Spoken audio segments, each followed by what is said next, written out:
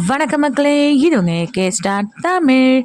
Class ரூமில் miss இருந்தாங்கன்னா மிஸ்ஸுக்கே கேட்காத அளவுக்கு அவ்வளோ மெதுவாக தான் நம்ம ஃப்ரெண்ட் கிட்ட பேசிக்கிட்டு இருப்போம்.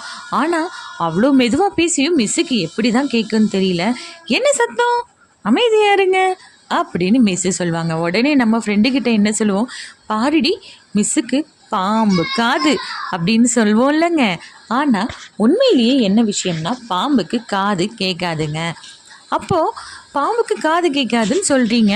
ஒருவேளை பாம்பு வந்துருச்சுன்னா நம்ம என்ன பண்ணுவோம், மகுடி ஊதி தானே அதை பிடிப்போம். மகுடி எந்த திசையில் ஊதுறாங்க, எந்த மாதிரி ஊதுறாங்கன்னு கரெக்டாக அது கண்டுபிடிச்சி வந்து அங்கே நல்ல பிள்ளையாட்டம் அமைதியாக சரண்டர் ஆகிடுதே, அது மட்டும் எப்படிங்க அப்படின்னு நீங்கள் கேட்குறது எனக்கு நல்லாவே கேட்குதுங்க. அது எப்படின்னா பாம்போட எக்ஸ்ட்ரா சென்சிட்டிவிட்டிங்க. பாம்புக்கு காது தான் கேட்காதே தவிர அதுக்கு அந்த நுகரும் தன்மை ஜாஸ்தி, அதிர்வுகளை உணர்கிற தன்மை ஜாஸ்தி, அசைவுகளை உணர்கிற தன்மை காப்பிகேட் மாதிரி உணர்கிற தன்மையும் ஜாஸ்திங்க. அதனால தான் நல்லா கவனித்து பார்த்தீங்கன்னா பாம்பாட்டிகள் பாம்புக்கு மகுடி ஊதும் பொழுது கீழே டொக் டொக்னு தட்டுவாங்க. அது அதிர்வடைகிற தன்மையை உணர்ந்து அந்த திசை நோக்கி வருது.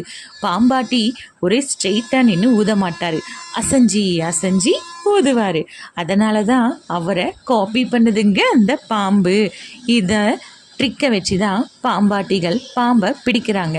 இது பாம்பாட்டிகளோட ட்ரிக் இல்லைங்க, பாம்புகளோட எக்ஸ்ட்ரா சென்சிட்டிவிட்டி. பாய்.